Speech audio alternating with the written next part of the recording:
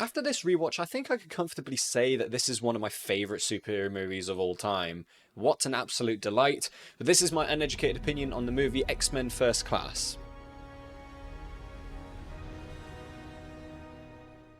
Spoiler warning, go and watch this movie if you haven't already. I mean, the movie's been out for like over a decade, so do yourself a favour and fix that. Oh, saying this thing has been out for over a decade is insane to think about. This movie was directed by Matthew Vaughn, and before he did this, he did the great Kick-Ass movie, and he also goes on to write the story for X-Men Days of Future Past. He also directed The Kingsman Secret Service, Kingsman The Golden Circle, and The King's Man. Yeah, that was right. Now, this has the same opening as the first X-Men movie with the whole sequence in Auschwitz, and with it being a prequel or a soft reboot of the franchise, I kind of wish that they made it a little bit more unique, but it's almost shot for shot the exact same scenes taking place, but with different actors, and I guess that they thought they couldn't do better and wanted to keep it in the same continuity. I guess if it isn't broken, don't fix it. But I don't know exactly the reason, whatever. This movie, like X-Men Origins, is a PG-13 rating, but it seemingly is a lot more brutal in this with the way it is shot. For example, with the mother getting shot in the background and the camera focused on Eric is really effective. I love how it utilizes Eric's rage and pain to enable his powers at the start. It puts into perspective how after being tormented for so many years and being shaped into the man he is, every attempt that is going to try and make him think differently is just not going to work. The movie does a really incredible job with presenting why Magneto is widely regarded as one of the greatest villains in comic history. Now, these prequels started being set around certain historical events, and this one being around the Cuban Missile Crisis. Having the story set around a time where the hostility between two of the biggest countries is at boiling point, and having mutants deal with that along with trying to cope with the aggression from the humans, I think is a really smart choice. The real story of the Cuban Missile Crisis is different to what is depicted in this movie. I mean, obviously, because mutants aren't a real thing.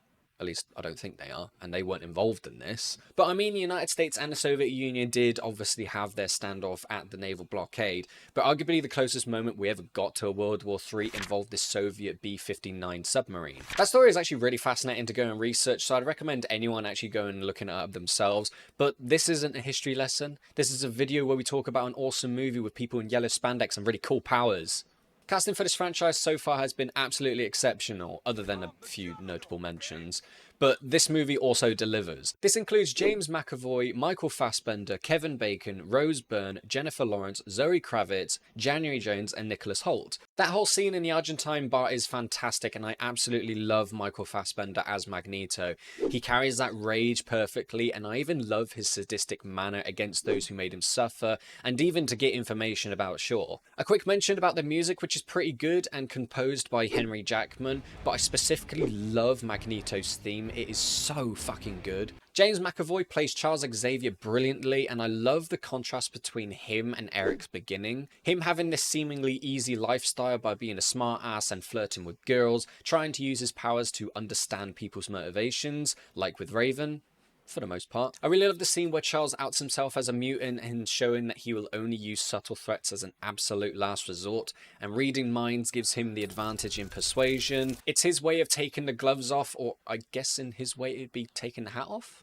The scene where he accidentally outs Hank as a mutant shows that he is a little bit rash in his decision making, and this plants the seeds for the great rivalry between Xavier and Eric. Just because you can read minds and feel people's feelings, and generally do have the best intentions, it doesn't mean that you have their life experiences, so you truly don't understand what they've gone through. His self-righteousness and thinking that he knows best is ultimately what drives others away from him, and surely I'm not the only one that gets kind of pissed off when I see people, or more specifically politicians, standing up in front of crowds and saying bollocks like, I understand what you're feeling.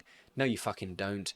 You have no idea what it's like. Now, I've mentioned previously about my annoyance with certain prequels in having to shove references just for the sake of it and over really mundane things, but in my opinion, this movie does references in a really good way. Them setting up the story with Emma Frost being a part of Shaw's team and going up against Xavier, so it makes so much sense with the creation of the traditional Magneto helmet in trying to block out other telepaths. Now, I'm no scientist, but isn't diamonds one of the hardest substances on the planet?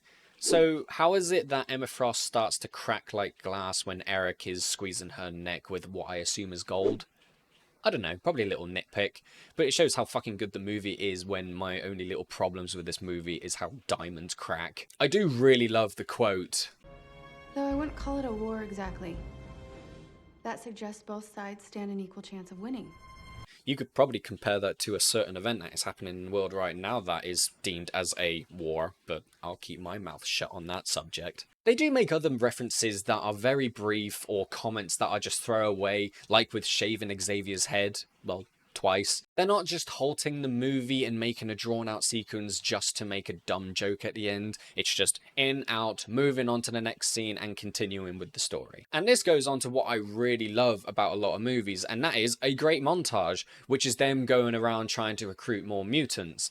Angel, Darwin, Havoc, Banshee, and, well, an attempt with Logan, which I have to say is probably the greatest cameo in this entire franchise. Excuse me, I'm Eric Lensher. Tell Xavier. Go fuck yourself. I would say though, in regards to the newer mutants, they are all fantastic additions, but I really wish that they just didn't bin off Darwin almost instantly, and I really wish we saw him in the final fight so you can get really creative with his powers, and then him probably kicking the bucket. But, I mean, come on man, he's really cool, just not instantly, you don't have to kill him like that. I mean, it is a really, really awesome death sequence though. My girlfriend has a theory that he didn't actually die, he just evolved into a sparkling vampire. Because he's in that. Unfortunately, it is quite sad to see the fall off from the Russian general, going from being in this well-respected position, and then after the events of this, going to being a homeless man in Gotham. I mean, at least he gets the really nice coat from Bruce Wayne. I will say that Kevin Bacon as Sebastian Shaw is a wonderful addition in being the villain of this movie. Yeah, he does have the sort of, I just want to take over the world, and the motivations are a little bit generic, but I really like his unrivaled confidence that he brings, and goes very well with his powers. Also, being the manipulator is really effective, and having Magneto's opinions ultimately align with his at the end of the movie, you just can't go wrong with a bit of Kevin Bacon. And when you thought this movie couldn't get any better, it doesn't have one montage sequence, but it has two, and that is when all the mutants are training within Professor Xavier's school. It starts to include all these edited sequences with the comic book look, which was actually previously attempted in Ang Lee's Hulk movie. But the difference is, this movie utilizes it in a very interesting circumstances, showing off the powers of the mutants, and in the Hulk movie it uses them for board meetings and army generals talking with each other and looking at fucking plants, I guess. And holy shit, let's not forget about the outstanding moment where Charles helps Eric realize his full potential. It's one of the most powerful moments in the entire movie, and the two actors just absolutely bring their A game to it. I even love Eric's influence on Raven throughout, not only to do as he says by trying to keep focused on the fight ahead, but indirectly telling her to look at herself and just needing to accept who she is. Speaking of how things looked, you can't help but love and appreciate the way the prosthetics are used in the way of making Mystique look. It's completely understandable of why Jennifer Lawrence wanted out after making the second movie, because apparently it took like 8 hours to fully apply to her body. It's just a shame that in her coming back for the final movie, it kind of looks really cheap and awful, but we are getting ahead of ourselves. Other looks that I really like is, of course, the yellow spandex that they all wear at the end of the movie. I actually prefer Beast in this compared to the other newer movies. He looks way more animal-like, and I adore the final Magneto look. I really wish that they kept the same red coloration used in the later movies. So the budget of this movie was $160 million, and at the worldwide box office, this grossed approximately $352 million.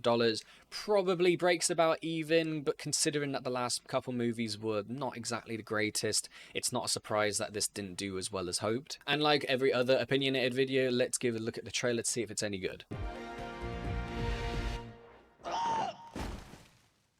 So I'm a little bit conflicted on that trailer. It's a little bit generic with how it's presented, and I'm a bit confused about the music choice used throughout.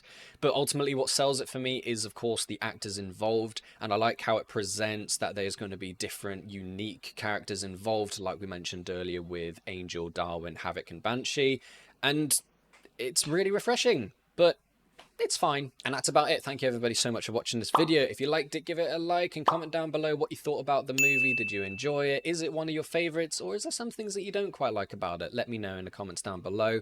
Give me constructive feedback while you're down there. See what I could do better for next time. Share around with your friends and family if you think they'd enjoy this sort of content. Subscribe and ding the notification bell, obviously. If you want to see more of me, I'm live on twitch.tv/Rizikins as often as possible. I go through the Dark Souls games, and I also play with my girlfriend Jem and my good friend Razzie, where we play card games together, obviously. And that's it. Thank you everybody so much again for watching, and take care. See you in the next one.